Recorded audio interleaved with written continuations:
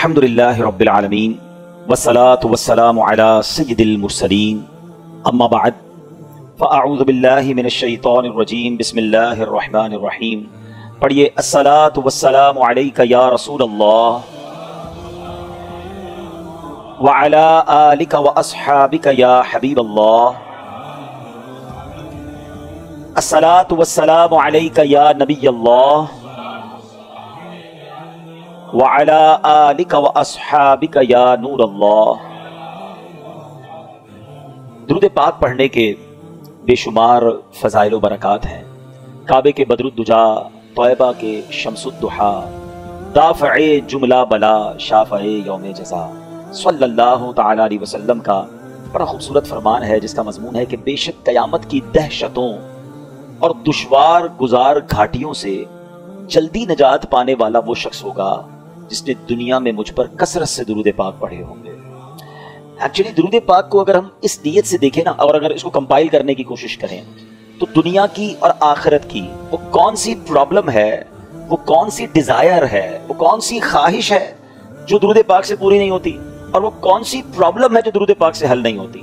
یعنی اگر میں صرف آج درود پاک کے فضائل پر ہی بیان کروں تو اتنی حدیثیں ہیں کہ مجھے اور آپ کو دنیا میں جو چاہیے، جو ہماری خواہشیں ہیں، انسان مینلی کیا چاہتا ہے؟ رزق میں برکت ہو جائے، ذلت و رسوائی سے بچے، عزتوں میں اضافہ ہو، پریشانی سے بچے، بیماریوں سے بچے، ٹینشن سے بچے، ٹھیک ہے نا. پھر مسلمان ہے تو چاہتا ہے کلمے والی موت ملے، دیدار مصطفیٰ موت کے وقت نصیب ہو جائے صلی اللہ تعالی علیہ وسلم. قبر جو ہے وہ پیارے آقا کا جلووں سے جگمگا جائے، محشر کے دن نبی پاک کے قریب ہو جاؤں، آقا شفاعت فرمائیں، جام کوثر پلائیں، پل صراط سے پار لگائیں اور ساتھ جنت میں لے جائیں. یہی ہے نا لائف، یہی تو چاہیے ہمیں. اور کیا چاہیے؟ دنیا بھی اچھی ہو اور آخر کہتے ہیں نا زندگی شان والی اور موت ایمان والی ملے. درود پاک واقعی وہ وظیفہ ہے. یعنی میں نے جتنے جملے کہے نا، اگر اس کے پیچھے میں وہ ساری حدیثیں بیان کروں تو الحمدللہ میرے آقا علیہ الصلوۃ والسلام نے اپنی احادیث کے ذریعے یہ سارے ریوارڈز، یہ سارے انعام درود پاک میں عطا فرمائے. شاعر جبھی کہتے ہیں ہر درد کی دوا ہے صلی علی محمد، تعویذ ہر بلا ہے صلی علی محمد صلی اللہ علیہ وسلم. تو آج نیت کر لیں کہ انشاءاللہ چلتے پھرتے اٹھتے بیٹھتے درود پاک اپنا معمول بنائیں، اپنی زندگی میں سے شامل کر لیں. انشاءاللہ اپنی آنکھوں سے آپ اپنی کلیمٹیز، اپنے پرابلمز، اپنی ڈیفیکلٹیز کو دور ہوتے ہوئے دیکھیں گے. اللہ پاک مجھے بھی اور آپ کو بھی کثرت سے درود پاک پڑھنے کی توفیق عطا فرمائے. آئیے مل کر محبت کے ساتھ درود پاک پڑھ لیں. صلو علی الحبیب صلی اللہ تعالی علی محمد صلی اللہ علیہ وسلم. شب قدر دراصل ہے کیا؟ شب قدر ہمیں کس وجہ سے ملی؟ سب سے پہلے ہم چلیں گے قرآن پاک کے 30ویں پارے کی طرف. 30th پارے میں بڑی کمال کی صورت ہے، اور ذرا آپ سمجھیے گا، قرآن میں کسی بات کا تھوڑا سا ذکر آ جائے نا، وہ بھی بڑی بات ہے. قرآن میں ذکر آنا یعنی رب کا کلام، اور صبح قیامت تک نمازوں میں اس کی تلاوت ہوتی رہے گی. مگر اس رات کی اہمیت سمجھیں کہ کسی ایک آیت کے ذریعے بیان نہیں کیا اللہ نے. شب قدر کو ڈیفائن کرنے کے لیے قرآن پاک کی ایک پوری سورت سورہ قدر نازل کر دی گئی. یعنی پوری سورت only for define one night. Try to understand the significance of that night. اس رات کی اہمیت سمجھنے کی کوشش کریں کہ جس کی اہمیت بیان کرنے کے لیے قرآن کی ایک پوری سورت نازل ہو رہی ہے. اور اللہ کریم قرآن میں کیا فرماتا ہے؟ بسم اللہ الرحمن الرحیم انا انزلناہ فی لیلۃ القدر وما ادراک ما لیلۃ القدر لیلۃ القدر خیر من الف شہر تنزل الملائکۃ والروح فیہا باذن ربہم من کل امر سلام ہی حتی مطلع الفجر. اب پہلے ذرا اس کے معنی کو سمجھیے. اللہ فرماتا ہے بے شک ہم نے اس قرآن کو شب قدر میں نازل کیا.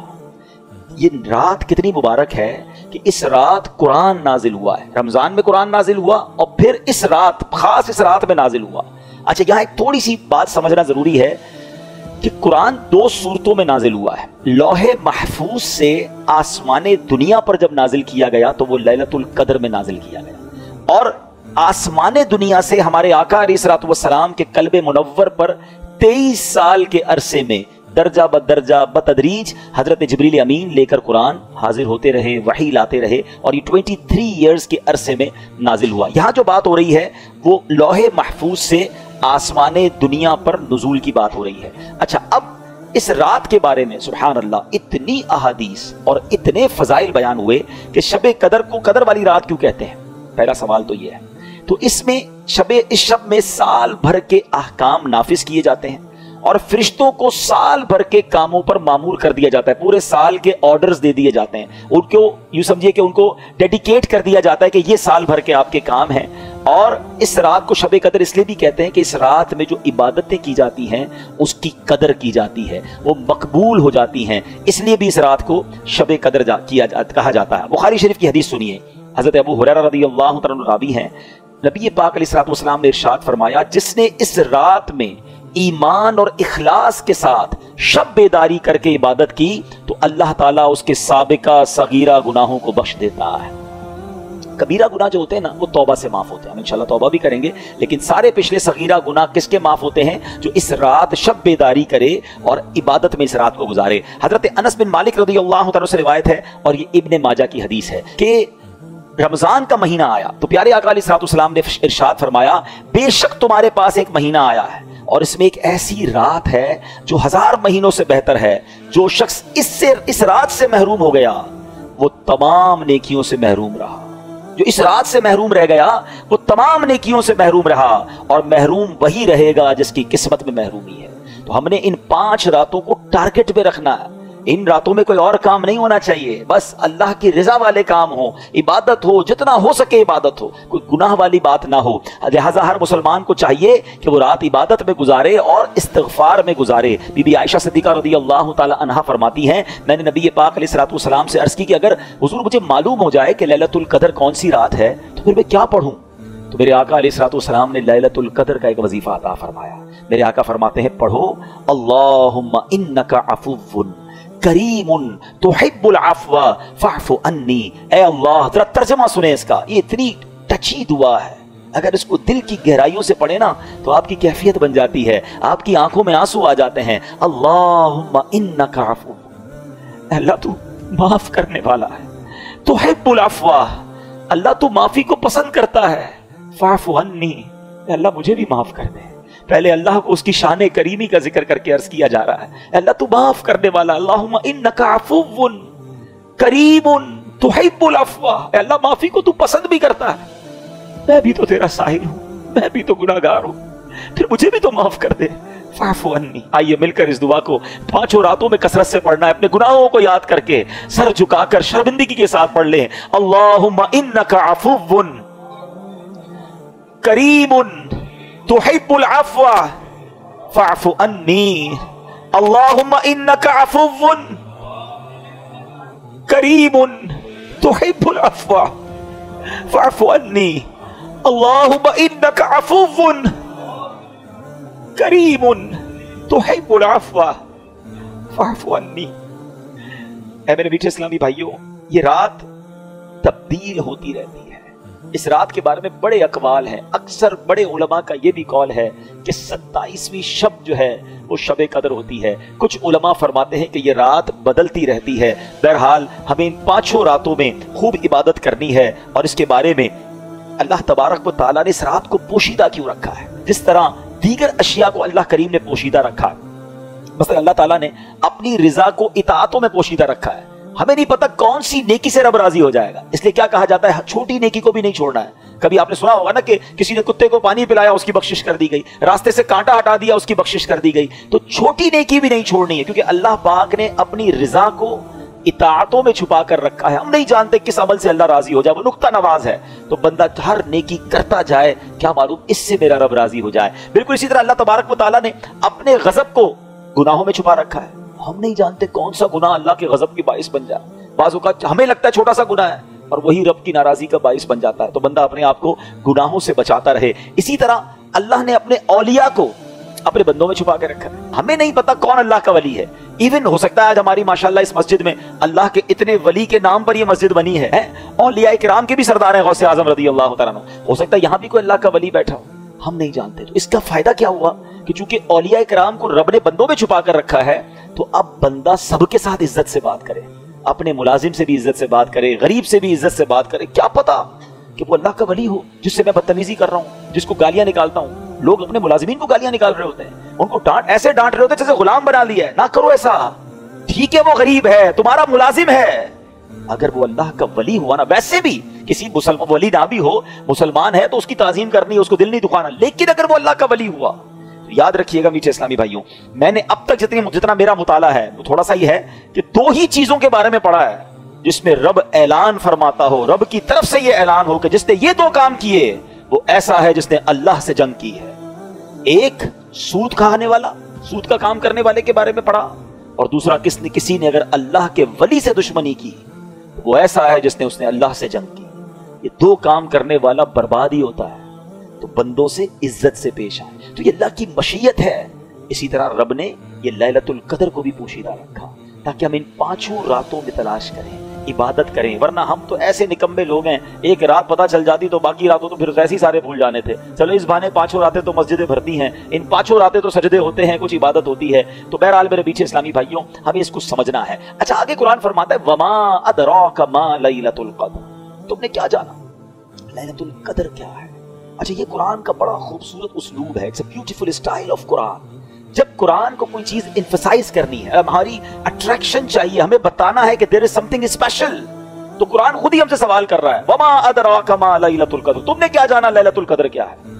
ہماری اٹریکشن لی جا رہی ہے۔ عرب زبان کا بھی ایک اسلوب ہے، آپ دیکھیں سورہ قاریہ میں القارعۃ مل قارعہ وما ادراک مل قارعہ، قرآن وہاں بھی ڈیفائن کر رہا ہے قیامت کو، تو اب سوال کیا جا رہا ہے کہ تم نے کیا جانا قیامت کیا ہے، قارعہ کیا ہے، پھر فوراً اس کے بعد قرآن اس کو ڈیفائن کرتا ہے کہ وہ دن کیسا ہوگا۔ یہاں بھی قرآن نے یہ اسلوب اختیار کیا، اللہ کا کلام کہہ رہا ہے وما ادراک ما لیلۃ القدر، تم نے کیا جانا لیلۃ القدر کیا ہے، پھر آگے خود قرآن بتا رہا ہے لیلۃ القدر خیر من الف شہر، یہ رات 1000 مہینوں سے بہتر رات ہے۔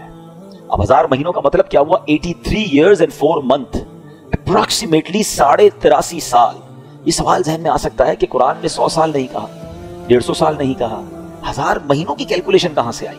سبحان اللہ۔ اس کے پیچھے بہت سارے شان نزول علماء نے بیان کیے۔ ایک شان نزول یہ ہے کہ نبی پاک علیہ الصلوۃ والسلام نے بنی اسرائیل کے ایک بہت عظیم بزرگ کا واقعہ صحابہ کرام کو سنایا، ان کا نام تھا حضرت شمعون رضی اللہ تعالیٰ۔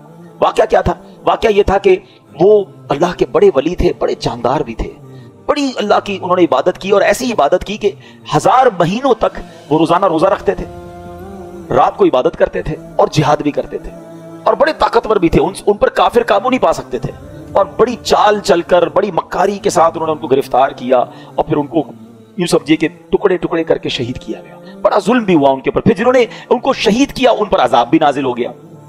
بڑا طویل واقعہ، میں اس کو شارٹ کر کے بیان کیا میں نے۔ اچھا اب جب یہ واقعہ نبی پاک علیہ الصلوۃ والسلام نے صحابہ کو سنایا نا، تو صحابہ کرام علیہ رضوان جو تھے ان کا مائنڈ سیٹ کمال کا تھا، ایسے کمال کے صحابہ ہیں سبحان اللہ۔ اب جب یہ واقعہ سنا، اب آپ نے بھی سنا، میں نے بھی سنا، ہمیں تو لگتا ہے کہ یار کتنے بڑے بزرگ تھے ماشاءاللہ، کتنی عبادت کی، کتنا ثواب کمایا۔ وہ فوراً اپنی نیکیوں کے بارے میں فکر مند ہو جاتے تھے، کہتے حضور یہ پہلی قوم والے تو آگے بڑھ گئے، ہماری تو عمریں ہی چھوٹی ہیں، 1000 مہینے تک تو وہ روزے رکھتے رہے، 1000 مہینے تک تو رات عبادت کرتے رہے، جہاد کرتے رہے، 1000 مہینوں کا مطلب 83.5 سال اپروکس، ہماری تو عمر 60 70 80 سال، یہ تو ہمارے پاس ٹائم ہی نہیں ملتا، اتنا ٹائم ہی نہیں ہماری لائف میں، وہ نیکیوں میں آگے بڑھ گئے۔ یہ بات بڑی کمال کی، جملہ ذرا سمجھیے گا، صحابہ رنجیدہ ہوئے کہ دوسری قوم، دوسری جو امت ہیں وہ نیکیوں میں آگے بڑھ رہی ہیں، ہم پیچھے رہ گئے۔ آج ہمارا حال یہ ہے کہ ہم یہ سوچتے ہیں کہ فلاں بنگلہ بڑا بنا لیا اس نے، وہ کاروبار میں آگے بڑھ گیا، وہ پیسوں میں آگے بڑھ گیا، اس کی گاڑی اچھی ہو گئی، اس نے موبائل اچھا خرید لیا، ہم اسی ٹینشن میں رہ گئے۔ مجھے آج تک یہ بات سمجھ نہیں آتی کہ جو کسی کا گھر، کاروبار یا اس کی ویلتھ دیکھ کر ڈی مورلائز ہوتا ہے، اپنے آپ کو پیچھے فیل کرتا ہے، وہ کسی تہجد گزار کو دیکھ کر کیوں نہیں پیچھے فیل کرتا کہ یار یہ تہجد پڑھتا ہے میں نہیں پڑھتا، یہ روز قرآن پڑھتا ہے میں نہیں پڑھتا، یہ دین کا کام بھی کر رہا ہے، کاروبار بھی کر رہا ہے، میں تو صرف کاروبار کر رہا ہوں، میں تو دین کو ٹائم ہی نہیں دے رہا، میں اپنے آپ کو اس وقت کیوں شائع فیل نہیں کرتا، اس وقت کیوں میرے دل میں یہ بات۔ یہ صحابہ کرام کا انڈرسٹینڈنگ لیول تھا کہ جب بھی وہ کسی کو نیکیوں میں آگے بڑھتے دیکھتے وہ چاہتے ہم بھی آگے بڑھے۔ پلیز کمپٹیشن لائف میں یہ والا لاؤ، یہ جو دنیا کا کمپٹیشن ہم لے آئے نا، اس میں کبھی بھی پرسکون نہیں ہو گیا، ہر شیر کا سوا شیر موجود ہے، آپ لاکھ پتی ہو جائیں گے تو کروڑ پتی نظر آئے گا، کروڑ پتی نظر آئیں گے تو ارب پتی نظر آئے گا، ارب پتی بھی بن جاؤ گے تو پھر آگے اس سے آگے والا نظر آئے گا، اور اسی ریس میں زندگی ختم ہو جائے گی۔ کرنا کیا ہے؟ پلیز یہ سیکھو، یہ لیلۃ القدر ملی کتنی عظیم رات کیوں ملی؟ جب صحابہ کرام غمزدہ ہوئے تو نبی پاک کے بھی قلب اقدس پر جو ہے وہ رنج طاری ہو گیا۔ تو میرے آقا علیہ الصلوۃ والسلام کے جب دل پر رنج طاری ہو، یہ رب کو کب گوارا ہے؟ جبریل امین آئے کہ حضور آپ غمزدہ نہ ہو، اللہ کریم نے آپ کی امت کو ایک رات ہر سال ایسی عطا کر دی ہے، جو اس رات میں عبادت کر لے گا حضرت شمعون کی ان 1000 مہینوں کی عبادت سے زیادہ ثواب کما لے گا۔ لیلۃ القدر خیر من الف شہر، برابر نہیں کہا قرآن نے کہ وہ رات 1000 مہینوں سے برابر ہے، نہیں، قرآن کہتا ہے 1000 مہینوں سے افضل ہے۔ افضل کتنا ہے وہ رب جانے، اس کی عطائیں جانے، اور یہ وہ نارمل 1000 مہینے نہیں ہیں کہ ایک بندہ 1000 مہینے زندہ رہ کر نمازیں پڑھتا رہا، اس کے برابر نہیں، یہ وہ حضرت شمعون جو 1000 مہینوں تک روزے رکھتے رہے، 1000 مہینوں تک عبادت کرتے رہے، جہاد کرتے رہے، شہادت کا مرتبہ پایا۔